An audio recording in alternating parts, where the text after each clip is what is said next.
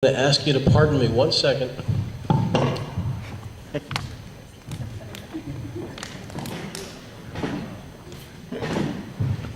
Captain is the 21st rank in the United States Army, ranking above First Lieutenant and directly below Major. A captain is a commissioned officer at a company level and will generally serve as a company commander in control of up to 190 soldiers.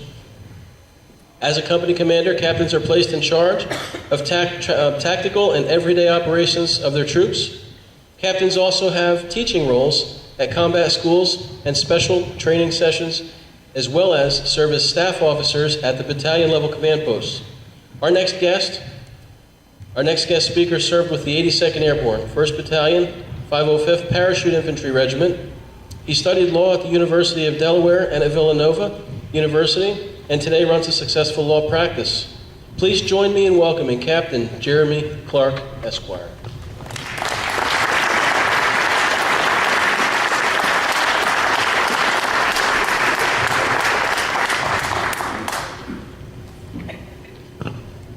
Okay, I'm recovering from a lost voice, so if I last, then maybe that's to your detriment. I'm going to start a timer, though, so Ronnie doesn't have to come up here and tackle me. As Ronnie said, I separated from the Army in 2005 at the rank of captain. I'm going to start with a little bit of my background. My goal was to speak about the transition that modern soldiers, veterans of the global war on terror, face transitioning from the military life to the civilian life. But first, I think it would be helpful for you to understand a little bit about my background and how that affected my transition. As Ronnie said, I went to University of Delaware. I attended where I graduated from ROTC there, was commissioned in 2001 as a second lieutenant. For those of you enlisted here, I was actually enlisted prior to that in the Army Reserve. I made it to the rank of E4, specialist, not Lance Corporal, in the United States Army as an engineer. But I had an instructor at University of Delaware who was a infantry captain, 82nd Airborne, Ranger qualified, and I wanted to be that guy. And so that's exactly what I did. I commissioned in the infantry. I was assigned to the 82nd Airborne. Shortly after I graduated, I went to Airborne School, Ranger School, U.S. Army Air Assault School before reporting to Fort Bragg, North Carolina. Within 4 months of my arrival at Fort Bragg, North Carolina, we received orders that we were being deployed in support of Operation Enduring Freedom to Afghanistan. And nothing makes you realize that your training is really going to mean something more so than when you get orders that you're going to deploy. And actually, I'll back up a little bit from that. The story that everyone always knows is, where were you on 9/11? Well, I can tell you where I was. I was leaving to go to a formation for infantry officer basic course. I was commissioned, I was in the Army, I was active duty, but up to that point we hadn't been attacked, so no one went anywhere anymore. That morning we all knew we were going somewhere. It was just a matter of time. And we all started paying a lot closer attention to what our instructors were telling us the next several months until we finished that school.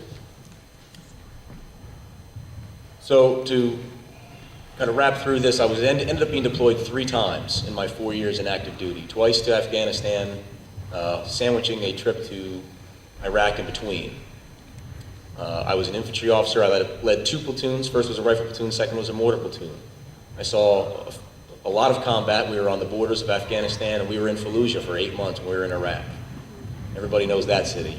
And the reason why I tell you this is because one of the things to know about how people come back from the combat is it affects everybody differently.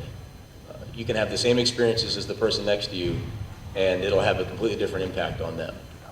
For whatever reason, I don't have anything too severe. I don't have too much what I think everyone calls PTSD, but I think actually is a lot of different things. We use PTSD, I think, rather loosely. I don't know that it's helpful or not. Sometimes it's difficulty with things that you saw. Sometimes it's just difficulty adjusting to the post-military life. But everybody is different, and so I encourage you all to, if you have someone and you know that they have problems, let them talk about it. Don't assume you understand what's going on. Don't just put the label PTSD on it and then move on.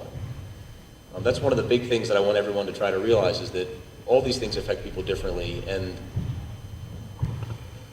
you don't really know how they're going to affect you, I think, until after you get back. You're so caught up in it most of the time over there. I tell people about combat is 80% the most ridiculous boredom you could ever imagine in your possible life, and 20% the most ridiculous insanity and intense adrenaline you could ever imagine in your life. You're over there in a desert, in a tent that's hot and miserable, and you have nothing to do but clean your weapons and train until all of a sudden the balloon goes up, and now next thing you know, you're running down the tarmac to get on a helicopter because somebody's under attack and you're part of the quick reaction force. Or you're on a checkpoint in the middle of nowhere, Iraq, and everything's going fine, and you're just trying to not sweat to death in 120-degree heat, when all of a sudden you start getting mortared. And that's what probably wears on you the most, is that you never know when that 20% is coming. If you could schedule it, it wouldn't be so bad. But the enemy isn't that courteous.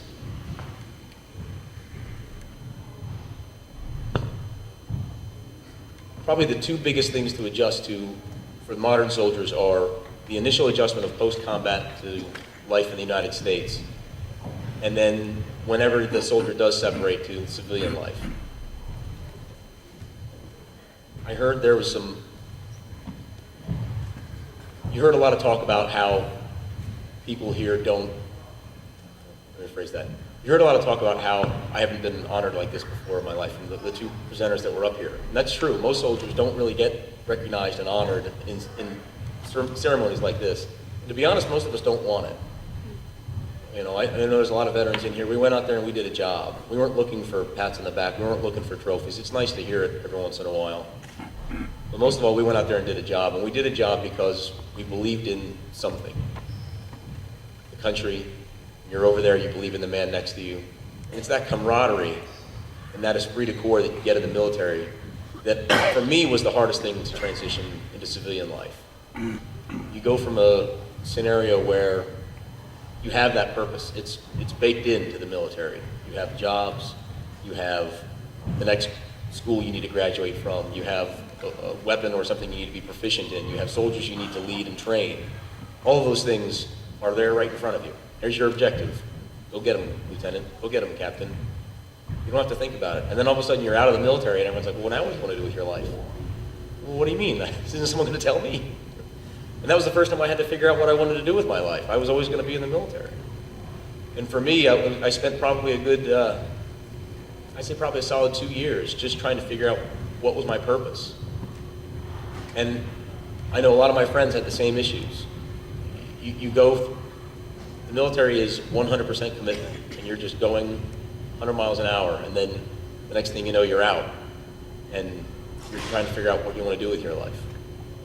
And I think that's probably one of the biggest adjustment difficulties that people have, is finding that sense of purpose, and realizing that it's not going to be the same sense of purpose that you had in the military, but that doesn't mean it's any less important. The combat changes everybody. Like I said, it affects everybody differently, but it changes everybody too. No one comes out of a combat zone the same person that went in. I look at things a lot more differently than I did when I think I aged probably 20 years in the way I look at life and the way I look at things and what I realize is important.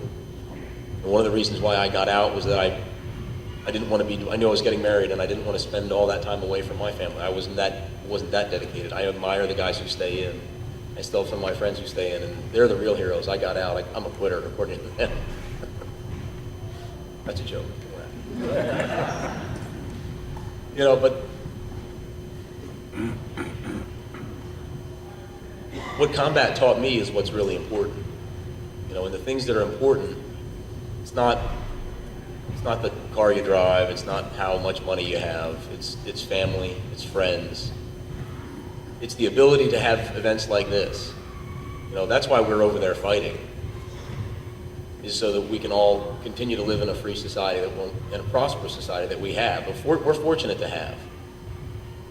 The poverty and the third world nature of Afghanistan would boggle everybody's mind. And you know that it's a third world country and you've seen it on TV, but when you see these people living in just the squalor, it's breathtaking.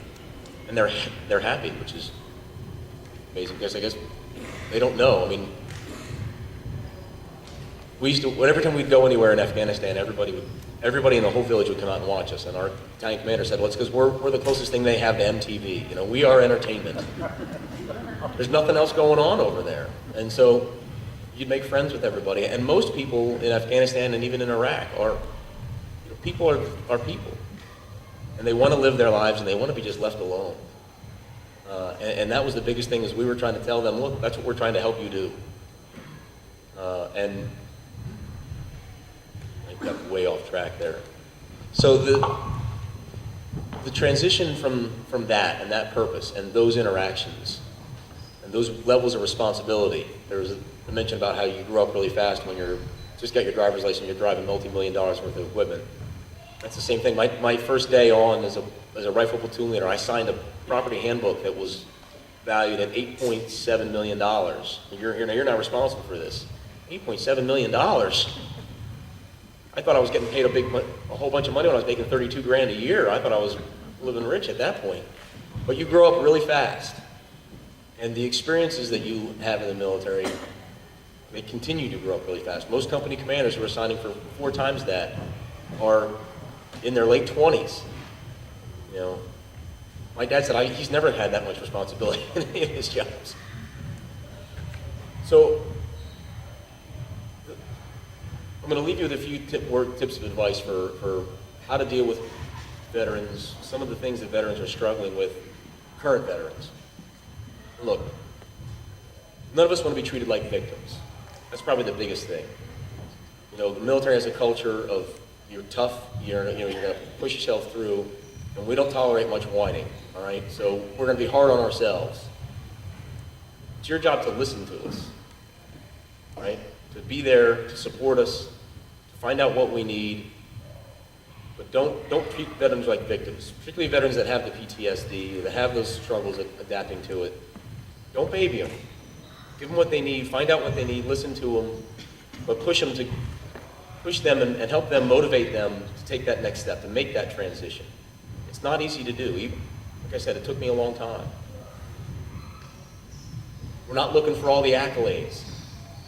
And please, don't ask the stories. If they want to offer war stories, that's fine. Some of these guys are really struggling with it. You see some really nasty things. Don't ask them to relive it unless they're ready to do that.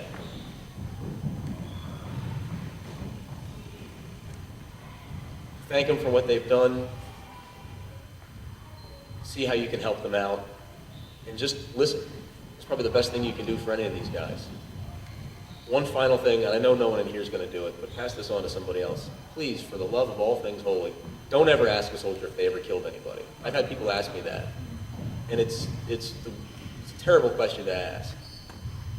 Because you're only going to get a couple questions. You're only going to get a couple answers. The person says no, and then they feel bad because they didn't do that. Maybe they were a coward. Maybe they froze in the moment. Maybe they just never had the opportunity. Now they feel like they didn't fight for their country. Or they say yes and it freaks you out. You know? Or they say yes and it brings them back to the demons that they're struggling with. So like I said, I know no one in here is going to ask something like that, but pass that on if you ever come up to it. Because every time someone asks me that, my jaw just drops. But the best thing you guys can do is to talk to your veterans, listen to them, support them. We're coming up on the holidays. I missed 3 Christmases and 3 Thanksgivings. You don't know how great it is to get a package from anybody on Thanksgiving and Christmas. Those are the worst times to be deployed. So I thank you for the work that you're doing. You don't know how much it means. I'm sure you get the letters, but it means so much. Continue supporting groups like this. Continue supporting the veterans. And I'm fortunate, and this generation is fortunate, in that we're coming home to a nation that respects us and respects what we did. Even if they don't agree with the wars that are going on, no one's taken out on the troops, and that's probably one of the best things. And I think we should all be proud of our country for that. I've now gone 3 minutes over, so Ronnie's going to have to kick me later. Thank you very much.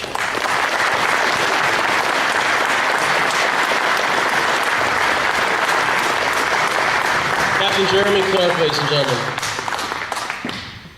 Just a quick note, he's also getting into kickboxing. He has his first match coming up soon, and I introduced him to Dr. Williams because she's a dentist. I think they might work together.